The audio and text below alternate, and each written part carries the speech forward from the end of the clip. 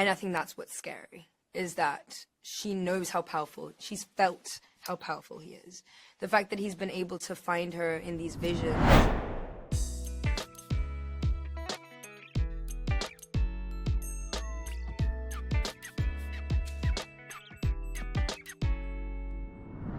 So hi, I'm Jonathan Bloomberg, writing for Movies in Sweden. Hi, how are you? I'm doing great now, and I get to speak with you, of course. And I finished the first 9 out of 10 episodes of this season, and I'm enjoying it just as much as I have the previous two. And I had read the books prior as well, so this is a story that I've been waiting a long time to kind of see on screen, and it's shaping out even better than I thought it could.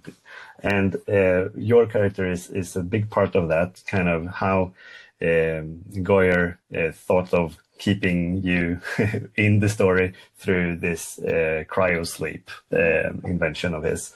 So I'm kind of wondering how it is playing a character who are now hundreds of years old, and even met her kid as an older version than herself. So how is it to play a complex character like that? Do you only read what's on the page, or what do you have to do to kind of get into the right headspace? I mean, what's on the page is a lot of detail and a lot of information. You kind of just have to believe what this story is and that this character is living this way, because if you don't, it's like quite difficult to try and imagine yourself in that place. But I also think Gail has been awake for as long as she is, as old as she is, like, looks like. You know, she doesn't, when she's in cryosleep, she's not experiencing life when she's asleep. Exactly. So kind of like a gap for her, but, you know, it's a sacrifice she has to make to do what she has to do.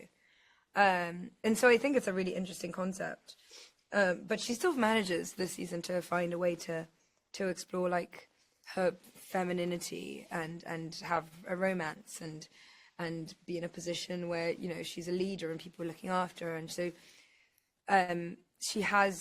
she's just multifaceted, and she gets to really explore that this season, which is really excited. Yeah, and your character is also one of the few that gets to spend a lot of time with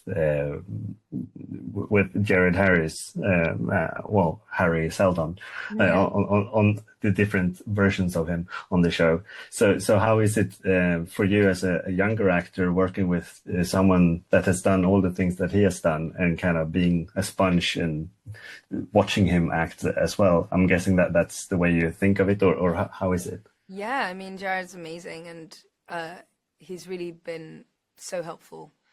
But like, we've kind of evolved to be partners in this, and I think that's also where Gail and Harry are too. They are now equals, and they guide each other, and he kind of almost takes a step back and allows Gail to, like, take control and you know, be in charge. And there's something, you know, it's wonderful to work with Jared, because we talk a lot about the scenes, or he'll ask me my opinion, and it just really does feel like a back and forth, and that he respects my craft as much as I respect his, which is really lovely, because obviously it started off me being like, you know, Jared. And it's, you know, the evolution of Harry and Gail is kind of the evolution of Lou and Jared too, which is really wonderful.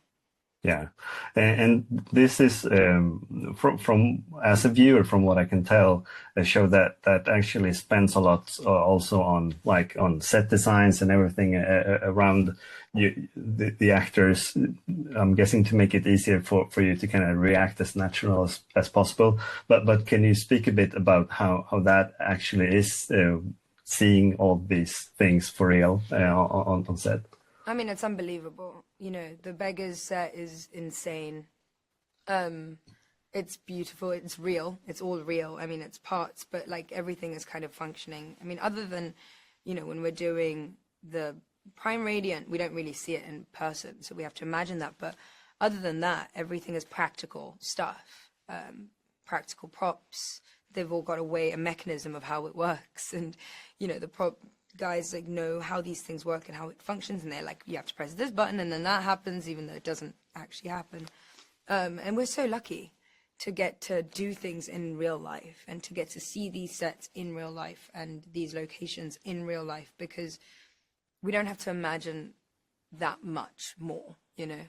It's really helpful as an actor to have that kind of environment set up for you. Yeah, and this season we get to see more of the Mule as well. I don't want to go into spoilers too much here, but that's a character who, like your character, are able to kind of manipulate how people see things. Is there any part of your character that could turn to the evil side? You think, being inspired by the Mule? I mean, the Mule is that powerful that he probably could do that. And I think that's what's scary, is that she knows how powerful, she's felt how powerful he is. The fact that he's been able to find her in these visions, and they've been able to meet in these visions, and they both know who each other is, and it's kind of like a cat and mouse. He's chasing her the entire show, the entire series, and yeah, I mean, she's frightened of that, and she's frightened, and she's also frightened of putting anyone that she cares about and, you know, her people in line of fire of the Mule, because anyone could be turned. Yeah. So thanks a lot for taking time to speak with me today, and best of luck with the premiere now. Thank you so much.